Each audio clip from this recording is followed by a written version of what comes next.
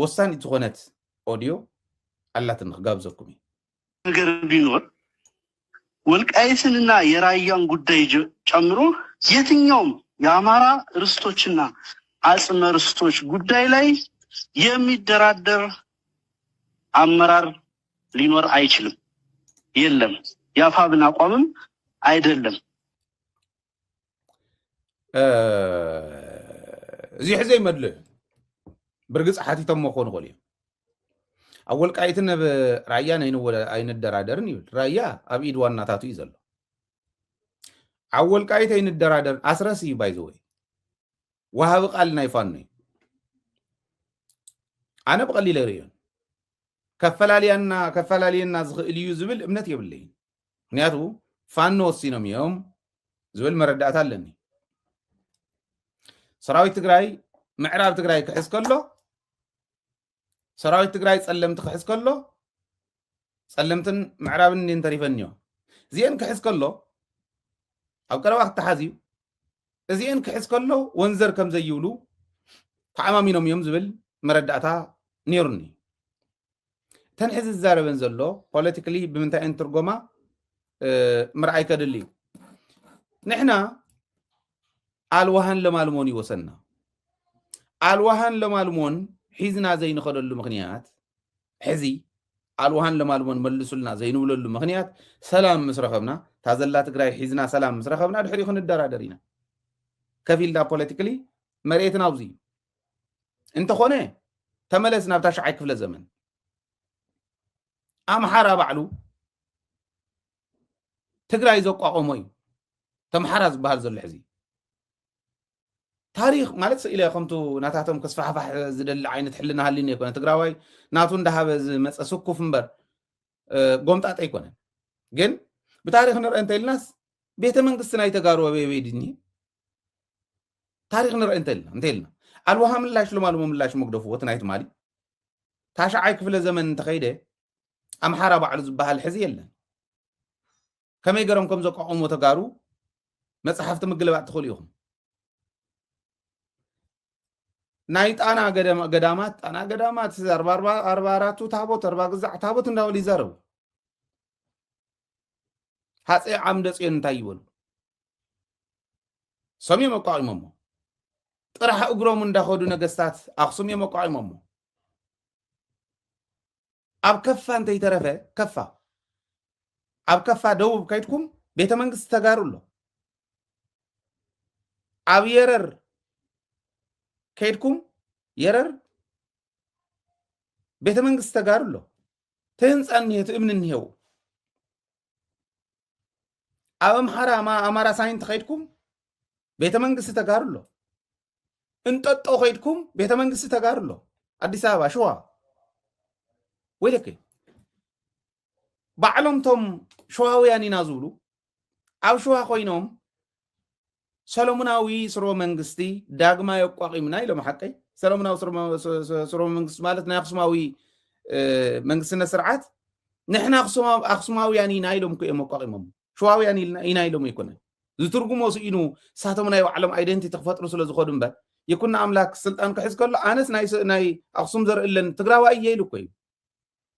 ወላ ከምኡ እዩ ወሎ ግን ንሱ ማለት እዩ ትርጉም ኣነስ ናይ ሰሎሞኒክ ዘርእለኒ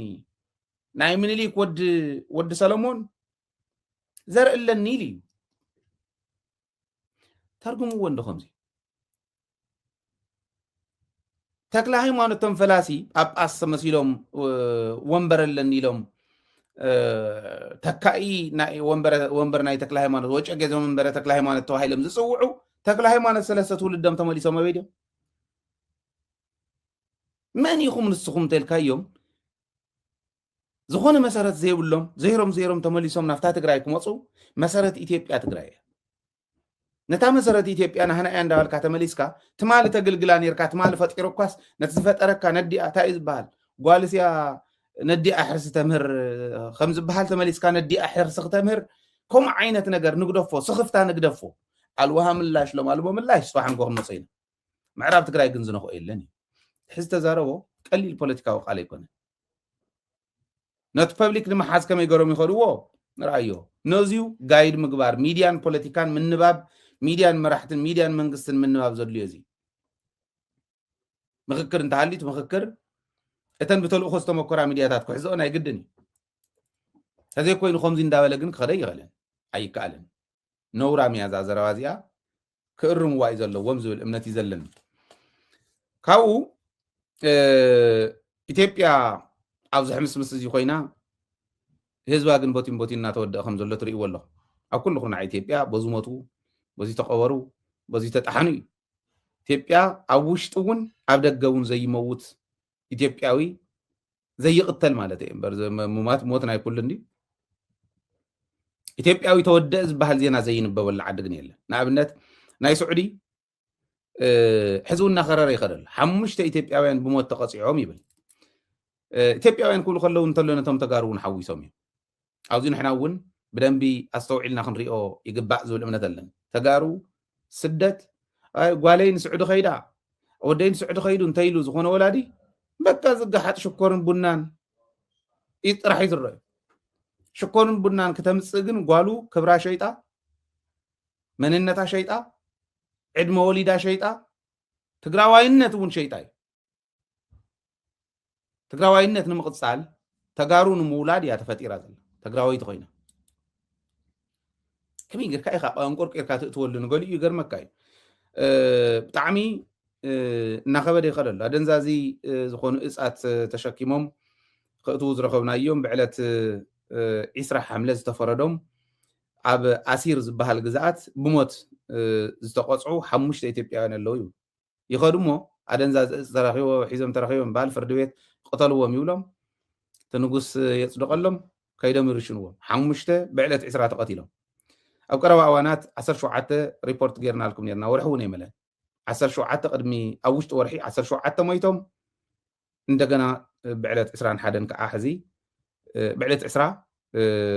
خاعة حمشة تقتيل مالهم تقلال العسران كل التاني يكونوا مالتي ناب برقص بخيدي بيت فردينا غيرنا ينا مرمرة قريبنا بيت فردون فريدو زين بسرعاتي تخايدو يمزولو ياو حقهم يخمو منهم قبري يكالن عدخا ملمع عدخا معبايا عدخا من داب مختاتي يتصبق نيرو مرة يسويش ون اب سعودي أب حدا أب حنت إسر بيت راح 63 إثيوبياوين تقتلهم يوم إلو أوتيني روز حلفة دحري هيمان رايس واتش موصو 14 تقتلهم اللوب زا إسر بيت سي أقوى لعلى خلت تم يتبو موت تفردهم موت زصبايو أبي كم زقتلوا بينا جمد كم زحنقوا زصبايو إثيوبياوين وننيو تقلال نحنا نحتت لنا عينا ناو كوابي شحنت شعات مئتن 70 حدا زغون إثيوبياويان كامو تدحين عيناي بلو تعبو داي مصرنا إثيوبيا خا ثم تقاتلوا ندا تقاتلوا خالوتون شحنت شعات مئتن 70 حدا زغون موت تفريدو ومزدوارة كامو تدحين عينا كاول لعد أمون تاينا خنقبر يولو إذا كله قبر كله نتقرايك باللي عيبل وعد محاراكم زي قبر كونسبايريس ون يسرح أمحارانا بلعلي تقرايك سلف ون سعرو زلو رأي وتنايفا أنه أنا مالت ولا إني طرطرة سخفت عقني فتري زيهم كلهم أبيتي بحاولنا تبارع بخوابي حاولنا تبارع ما كركم شيني لو خاعتيو دولاز طرفو كركر غيره دولاز طرفو كركر قتم مال أمونغو أورومون أمحراني نيرو دولاز طرفو قتمي نعاي كم حدا أم ميديا زلو سب بوليتيكا خمزر دو سب ناي أورومون نايم حران بوليتيكا بقليل زورد يكونن بقليل تطوز بلا يكونن ريجنال حمس مسكم استزغلي نازيو انترناشنال كوميونيتي امناتهم لعلى تግራይ ገይሩ ትግራይ ክትፈትሑ እያ ኢሉ ናይ ትግራይ ፖለቲካ ናይ ባዕሉ ፈቲሑ ነዚኦም ውን ክፈትሕ ዝኽእል ተስፋ ዝህብ ንኢንተርናሽናል ኮሚኒቲ ኮይኑ ክርከብ መደለ ክዋን ከመይ ጌርካ ንኣብነት ሕዝታዮም ዝብሉ ዘሎ ኦሮሞ ጎጃም ናተ እዩ ይብለሉ أمحرا خع ولقا ناتي ويبرل وجام كتوصدي ترفمو ولقا ناتي ولقان وجامن زداو باين ساز أورومو وجام ناتي تقلال لا وجام ناتي ويبرل أمحرا عنو وجام كتوصدي ترفمو وجام حليفكا بين شانقول حليفكا ولقا وناتي ويبرل اوكي ازيو ام مخكر كوميشن دولا قرش كركر تغير دولا استرفو مبار تبايلو كافتم 10 ናብ 50 ኮይዱስ ካፍቶም 50 ናብ 250 ከይዱሉ ሕዚ እሶም ክሪእዎ ተገይሩ ኣሎ ናፍቶም 250 ክኸድ ከሎ ኣዲስ ኣበባን ድሬዳዋን እውን ክርክር ተላዒሉ ናይ ኣምሓራ ቤት ምክሪ ክጣይሽ ዘለዎ ኣምሓራ ስለ ዝበዝሕ ናይ ኦሮሞ ቤት ምክሪ ክጣይሽ ዘለዎ ኦሮሞ ስለ ዝበዝሕ ኖ ኣይኮነን ከም ሃረር ንግበሮ ኣቦ ወንበርን ምክትልን ኣምሓራን ኦሮሞን ጌርና ኣብ ድሬዳዋ ኣዲስ ኣበባ ንግበር ኣብኡ ዘይተረኣየ ተኣምር የለን ባይዞ ወይ በታ ሓደ ገጽ ጽቡቕ እንኳ ገበርዎ እውን የብል ትግራይ የላን ወይ ይእትዋን ግን ክንከታተሎ ኢና ንሕና ንሶም ሒዞም ዝመፁ ንሕና መማረጽ ኣለና ሃገርነት ዝባሃል የለናሉ ንሕና ባዕልኩም ትፈልጡ ዝባሃል መማረጽ ኣለና ብዙሓት ካልኦት መማረጽ እውን ኣለዉ ንሱ ከም ዘሎ ኮይኑ ግን እንኳ እውን ገበርዎ ነንባዕሎም ክፋለጡ ምእንታን ዘብል እዩ ሕጂ ወለጋን ጎጃምን ኣብ ሕቶ እትዮም ዱላ ዝተረፈ ክርክር ገይሮም ኣዲስ ኣበባ ናይ ኣምሓራ ልዕልና ዘለዎ ፓርላማ ይቋቋም ኖ ኣምሓራ ይበዝሕን ደቡብ እኮ ሙሉእ ኣምሓራ እዩ ይብሉ ማለት እዩ ኖ ከም ዝበሃል የለን ናይ ኦሮሞ ኣዲስ ኣበባ እምበኣር ከም ሃረር ኣቦ ወንበርን ምክትልን ኮይንና ንሕና ንሓዛ ሃረር ኣደር ኣቦ ወንበር ፕሬዚደንት ሃረር እንተኮይኑ ምክትል ኦሮሞ እዩ ሕጊ ኣብ ሕገ መንግስቶም ዝተፈረ ምክትል ኦሮሞ ይኩሉ ግዜ ኦሮሞ ድሕሪ ግዜ እትእትዋ ዓዲ እያ ሃረር ማለት ናታ ትገብር ዓዲ እያ ሃረር ማለት ምንም ክትገብሮ ይትኽእልን ኣብ ማእከል ስፊራት ኣላ ከምዚ ሸገር ከተማ ኣዲስ ኣበባ ከበባታ ዘላ ብጣዕሚ ሓያል ስትራቴጂ ናይ ሃረር ናይ ድሬዳዋ ናይ ኣዲስ ኣበባ ናይ ሰለስቲአን ተሪኢኹም ኣውዚዩ ናይ ኦሮሞ ስትራቴጂ ብጣዕሚ ዝነዓቀ ይኮነን ፖለቲኮም ሃረር ከብዮም እዮም ኣብ ማእከል እያ ዘላ ገጠር ገጠር ወሲዶም እዮም ሕዝታ ይገብሩ ሃረር ምክትል ፕሬዚዳንታ ኩሉ ግዜ ኦሮሞ እዩ ካልኣይ ቋንቋ ኦሮምኛ እዩ ኣፍታ ቤት ምክሪ እየ ዝብለኩም ኣለኹ ሒዞማ እዮም ወረዲ ክተምልጥ ኣይትኽእልን ተዓደሬት 100,000 200,000 ምናልባት ተበዚሑ 300,000 ዶ ይኮን በዚሑ እንተተባሂሉ ተዋሊዱ ተዋላለደ ካፍቲን ክንዱ ዝኣክል እዩ ናይ ኣዲስ ኣበባ እውን ሸገር ከተማ ገይሮም ከይቦም ኣለዉ ድሬዳዋ ካብ ዓፋር ሕዲጎም ናብ ዒሳን ኦሮሞን ገይሮማ ፀኒሖም ሕዚ ኦሮሞ ገይሮም ኣለዉ ከመይ ገይሮም ይኸዱ ከም ዘለዉ ራይዎም እቲ ናይ ምስፍሕፋሕ ከምቲ ናይ ኣምሓራ ሆ ዳበልካ ኣይኮነን ተስፋሕፋሓይ ዝኾነ ድሌት ኣለዎም ናይ ኣምሓራ ኢሊት እቲ ህዝቢ ኣይኮነን ግን ከምኡ እቲ ናይ ምስፍሕፋሕ ናይ ኦሮሞ ናይ ምስፍሕፋሕ ከይዲ ብጣዕሚ ስልታዊ እዩ ከምዚ ገይሮም ከድሎ ሕዚ ኣብቲ ናይ ድሬዳዋን ኣዲስ ኣበባን ሓያል ክትዕ ጎጃም ክንወስዶ ኢና ዝብል ከዓ ሕዚ መፂ ኣሎ ኣምሓራ ኣፍሪሶማ እዮም ታየ ደንዳ ቀሊል ኣይኮነን ተዛሪቡ ኣማራ ማፍረስ ፈልጋለሁ ኢሉ ኣብይ ኣሕመድ ኢሉ በቃ ይገብሮ ኣሎ 4 ናይ ክልልነት ሕቶ ኣትዩ ኣሎ ጎንደር ጎጃም ሸዋ ወሎ ጎጃም ኦሮሞ እታ ይብልዎ ኣለዉ ሕዚ ነቲ ፋኖ ከመይ ገይሮም ክቅይርዎ እዮም እታ ናይ ፋኖ እታ ናይ ዓንቲ ወይ ከመይ ኢላ ትቅየር ዘላ ናበይ ገፃ እያ ኣምሓራ በቃ እናተታለለ ኣለና እንዳተባሃለ ከመይ ገይሮም ንፋኖ ናበይ ክወስድዎ ይኽእሉ ኣስረስ ጎጃሜ እዩ ኦኬ ዘመነ ካሴ ጎጃሜ እዩ ከምኡ ኢሎም ክፈርሲኦም ኣይኮነን ዘሎ ግን ኩሉ ግዜ ፖለቲካ ከምዚ ጌርካ እንተዘይሰፊኻዮ ሓያል እዩ ሓያል ዋጋ እውን ዘኽፍለካ ኣዲስ ኣበባ ድሬዳዋ ሃረር ከይደን ኣለዋ ሕዚ ናብ ጎጃም በፂሖም ኣለዉ እትዮም ከዓ ወለጋ ይብሉ ኣለዉ ወለጋ እንዳበሉ በዚ ምስ ትግራይ እናተባኣስካ እዩ ወለጋ ዝብለካ ዘሎ ምስ ትግራይ እናተባኣስካ ብድሕሪኻ ፀላኢ ጌርካስ ንወለጋ ክተምልስ ከመይ ጌርካ ፅባሕ ንጎ እዚኦም ክልቲኦም ንኣዲስ ኣበባ ምስ ከዱ እውን ዓራቃይ ትግራዋይ ዝበሃል ዓራቃይ ተዘይሃልዩ ትርጉም ዘለዎ ኣይኮነን ሕዚ ውዚኢኻ ክትፃወት ትኽእል ፖለቲካሊ ማቹርድ ዝኾነ ፖለቲካ ኣብ ትግራይ እንተሃልዩ ኦኬ ተጋሩ ስለ ዘለዉ ክዓርቅዎም ክእሉ እዮም ሓደ ናይ ትግራይ ተወካሊ ወይ ናይ ትግራይ መንግስቲ ፕላስ ኣሜሪካ ናይ ትግራይ መንግስቲ ፕላስ ኣውሮፓ እንዳተባሃለ ኣተዓራቁ ክኾን ዝኽእል እንድሕር ትግራይ ሶሊድ ዝኾነ ፖለቲካ ተካይድ ኮይና እዚኢቱ ክረአ ዘለዎ ኢለ ዝኣምኑ ኣነ ሕዚ ኣብቲ ምክክር ኮሚሽን ዝኸይድ ዝኒሄ ኢህወደግ ዝነደቆ ናይ ብሄር ብሄረሰባት መንነት ዝኽበረሉ ሕገ መንግስቲ ተራ ኩታራ ዘፍርሶ ከም ዘይኮነ እዩ ተራእዩ ናይ ብሔር ብሔረሰብ መንነትካ ናይ ምኽባር መቐረት ብማንም ተራ ክፈርስ ከም ዘይኽእል ብተግባር እዮም ብ16 ክፍለ ዘመን ኦሮሞ 16 ክፍለ ዘመን ይመፅዩ ስለዚ ቅድሚ 16 ክፍለ ዘመን ዝነበረ መዋቅር እንተሪኢና ዝነበረ መሪሕነት ተሪኢና ወለጋ ብትሕቲ ዳሞት እዩ ነይሩ ዳሞት ማለት ጎጃም ስለዚ ደጋ ዳሞት ዝሕዚ ዝውግእ ዝኒህሉ ማለት ኣብ ዳሞት እዩ ነይሩ ስለዚ ካብ ዳሞት ድሓር እናተስፋሕፍሐ ካብ ድሕሪ 16 ክፍለ ዘመን ኦሮሞ ምስ መፀ እዮም ሕዲጎምና ስለዚ እዚ ርስትና እዩ ጥንታዊ ርስትና እዩ ክነምልሶ ኢና ይብልኩም ማለት ኣብዚ ዘሎ እዚ ዝምለስ ኣይኮነን እንተኽኢልካ እዚ ካብ ብዙሕ ካፒታላይዝ ትገብረሉ እዩ ዝኾነ ኮይኑ ግን ባዕሎም ደይገብርሉ ኣለውን ኤኒዌይስ ንሕና ነባእሰ ይበልኩን ግን ዓረቕቲ ንኹን ናይ ዓረቃይ ሮል ንፃወት እየ ዝብል ዘለኹ ኣብ ናይ ሃገር ህንፀት ኣብቲ ሓንቲ ካብተን 8 ሃገር ህንፀት ትብል ሓንቲ እያ ህንፀት ሃገር ትብል ሓንቲ እያ ካብተን 8 እንተን ነጥብታት ሕዚ ምክክር ኮሚሽን ይሰርሓለን ኣለኹ ዝብል ዘሎ ሃገር ናይ መን እያ ይብል ናይ ብሔር ብሔረሰባት ወይስ ናይ ዜጋታት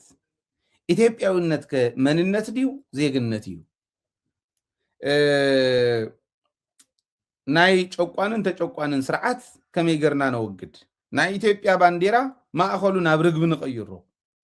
ተኸኸብ ዝብል ናይ ብሔር ብሔረሰባትን ህዝብታትን ናይ መንነት ናይ ኩሉ መንነት ናይ ሃይማኖት ይኹን ናይ ካልእ ይኹን ማዕርነት እያ ተኸኸብ እዚኣ ነውግድ ዳሞ ናብ ርግቢ ንቀይሮ ይብለሉ ኣብይ ኣሕመድ ዘምፃ ባንዴራ ዝቀየራ ተባሂሉ ናይ ኣብይ ኣሕመድ እናተባሃለ ዝንበብ ታሪክ ክህልዎ ጥራሕ ይሰርዕ ዘሎ ዝወዲ ተዓዲ ከመይ ገር የፍርሳ ከም ዘሎ ንሱ እውን ከም ዝፀሓፈ ይፈልጥን ነገር ኩታራ እናት ባንዴራ ርግቢ ንግበረሉ ኢሉ ዒፍ ብዒፍ ክገብራ ቋንቋታት እውን ትግርኛ ኣምሓርኛ ኦሮምኛ ዓፋርኛ ሶማሊኛ ናይ ስራሕ ቋንቋ ይኹኑ ኣብ ኢትዮጵያ ብሔራዊ ቋንቋ ይሃልወና ይብሉ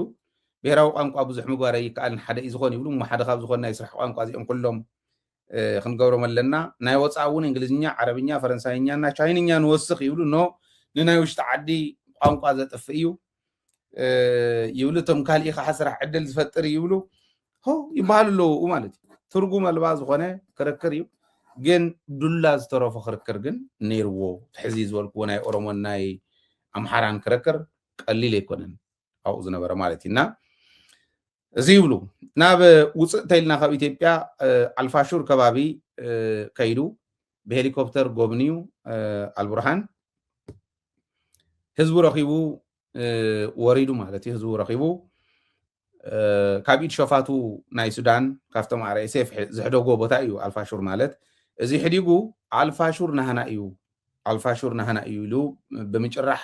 ህዝቡ ለዓኢሉ ህዝቡ እውን ተቐቢልዎ ዓጅብዎ ፍቅሪ ህዝቢ ከምዚ ይዓድልካ እዩ ናይ ብሓቂ ናይ ኣልቡርሃን ተኣምር እዩ ትዕድላት ትግዜ እውን ኮናው ከምኡ ወሲድዎ ናይ ደገን ናይ ውሽጥን ፀላእቲ ሸሪሖም መሬትና ቆራሪሶም መንነትና ኣጥፊኦም ህዝብና በቲኖም ክነብሩ ደልዮም ነይሮም ነገር ግን ሱዳን ሳላ መላፍንቲ ሳላ ሓገዝቲ ይብል ሳላ ሓገዝቲ ሰብ ቃል ኪዳንና ኢሉ ዝገልፆም መን እዮም ፅባሕ ንጎ ክንፈልጦም ኢና ግን ሳላ ሓገዝትና ሳላ ፅንዓት ህዝቢ ሱዳን ሳላ ቃልስና ኣብዚ በፂሕና ኣለና ይብል እዚ ኣልቡርሃን እዩ ኣብ ግብፂ እውን ኣብ ሓደ ወደብ ኣብ ዳሚኤታ ዝበሃል ወደብ ሶሪ እንድሕር ብደንቢ ፕሮናውንስ ዘይገረዮ ከምዚኦም ዝበሃል ወደብ ቃፀሎ ኣጋጢሙ እቲ ቃፀሎ ናይ ድሮን ጥቃዓት ተፈፂሙዋ ግብፂ ወደባ ተባሂሉ ብዜናታት ማዕኸናት ዜና ተገሊፁ ነይሩ እቲ ሓደጋ ኣብ ሰብ ይኹን ኣብ ንብረት ምንም ፀገም የብፅሕን ናይ ድሮን ጥቃዓት እውን ኣይኮነን ኢሉ ወፃኢ ጉዳይ ናይ ግብፂ ከምኡውን ናይ ማዕደንን ኢነርጂን ናይ ግብፂ ገሊፁ ኣሎ ኣብ ወደብ ይኹን ኣብ ሓይሊ ምንጭታትና ፍልፍላትና ዘውፅሕ ፀገም የለን ዋላ ብሰብ እውን ምክንያቱ ንምፍላጥ ግን ፃዕርታት ንገብር ኣለና እምበር ናይ ድሮን ጥቃዓት ኣይተፈፀመናን ይብሉ ናይ ኢትዮጵያ ሚድያታት ግን ድሮን ጥቃዓት ተፈፂሙ ዋይሎም ይብሉ ነይሮም ከምዚ ዘይተገበረስ ሰይ እንኳዕ ከም ዝተገበረ ገለ ኢሉ ዘለዎ ጽልኢት ይገልጽ እንደየና ይዝኣክል ከም ጸልእዎም ንኽፈልጡ ከዓ ይገብሮም ማለት እዩ ኦፍኮርስ ተፋትዮም እውን ይፈልጡን ብኻሊእ መንገዲ ስዑዲ ናይ ሚሳይል ጥቕዓት ተፈጺሙኒ ኢላ ኣብ ናይ ስዑዲ ሓደ ናይ ነዳዲ መጠራቐሚ እዩ ተፈጺሙ እቲ ናይ ነዳዲ መጠራቐሚ ሕቲኦም ወቂዖሞ ኣብ ጅዛን ከባቢ እዩ ነይሩ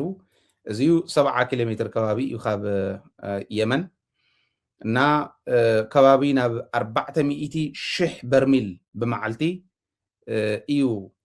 ዘጻሪ ነይሩ ዘጠራቅም ነይሩ እዚ ማለት 400,000 ብ100 እኳ እንተባዚሕኩሞስ ናብ ከባቢ 40 ሚሊዮን ዶላር ብመዓልቲ ትስዕነላ ስዑዲ ማለት 40 ሚሊዮን ዶላር ብመዓልቲ ሳላ ሕቲ 40 ሚሊዮን ዶላር ትስዕነላ እዚ እስካዕ ኦገስት 15 ክዕፀ ኢሎም ኣለው ንወርሒ እንተሲኢናስ 40 ሚሊዮን ብ30 ኣባዝሕዎ ከባቢና 1.2 ቢልዮን ዶላር ተስእነላ ወርሒ ክንደይ ናይ ዝኣክል እቶት ከም ዘለዎም ካብ ነዳዲ ራይዎ ካብቶም ዓበይቲ መጻረይ ዝበሃሉ ሓደ እዩ ነይሩ 2020 ትግራይ ክትውረር ከላ ዘመን ዝተሰርሐ እዩ እዚዩ ከሲር ኣለኹ ትብለላ ግብፂ ኣማንዩ ስዑዲ ኮነት ካልኦት ናይ ዓረብ ሃገራት ንኻልኣይ ግራኝ ሕመድ ንብሎ ዓረብየን ዝሕግዝኦ ነይረን ግራኝ ሕመድ እውን ነዚ እውን ዓረብየን ዝሕግዝኦ ዘለዋ ኤኒዌይ ትግራይ ንኽትጉዳእ ትግራይ ንኽትጭፍጨፍ ዝሕግዙ ዝነበሩ እዮም ሕዚ ምስ ኤርትራ ዘለዎም ረኽብ ፅቡቅ ስለ ዝኾነ ኣብ ጎኒ ትግራይ ደይስለፉ ይስለፉ ንሪኦም ቅድሚ ሕዚ ግን ካብቶም ጨፍጨፉና ዘይጭፍጨፉና ሓንቲ እያ ስዑዲ ብዝኾነ ኮይኑ እዚ ወፂሕዋ ኣሎ ሕቲ ስኢሉ ተራ ዓማፅ ኣይኮነን ንስዑዲ ተኣክል ዓዲ ብመዓልቲ 40 ሚሊዮን ዶላር ንኽትስእን ገይርዋ ኣሎ ብመዓልቲ 40 ሚሊዮን ዶላር ንዑ ንኽትፅግኑ ተውፆ ካሊእ ነገር ክህሉ እዩ ብዝኾነ ኮይኑ እዚ ገይሩ ኣሎ ከምዚኦም ዝበሉ እውን ኣለው መንግስቲ ኮይንና እውን ኣብ ውሽጥና ከምዚ ዝበሉ ሚሳይላት ንምእታው ዝኸብደና ኮይንና እውን ኣለና ማለት ኢና ካብዚኦም እውን ክንመሃሮ ዝግባአና ክህሉ እዚኣቶም ሚሳይላትን ድሮናትን ክሕዙ ከለው ብዲፕሎማሲ ብቕዓቶም ትግራይ ኣበየላ ዝብል ክንመሃረሉ ኣለና ካብ ኩሉ ትግራይ ክትመሃር እናበልና ኢና ነቕርቦ ማለት እዩ እና እዚ ለክፍለየኩም ደደቢት እናሓገዝኩም ደደቢት እናጠናኸርኩም ዝለቑ ናትኩም ስራሕ እዩ ንሕና ክንልምን ንዓኹም ኣይኮነን ትድልየትና ባዕሉ እግሩ ክኢሉ ከይድ ኢና ንደልዩ እስካዕ ሽዑ ግን ክትሕግዙ ግዴታ እዩ ዝብል እምነት ዘለና እስካዕ ሕዚ ዘረባ እምበር ዝሓገዘና ብዙሕ ሰብ ኣይኮነን ናይ 100 ኣባላት ዝኣክል ጥራሕ እዩ ዘለና which is 1600 ማለት እዩ እዚኣ ማለት 10 ኢድ ናይ ሳተላይት ማለት እያ ዳርጋ ስለዚ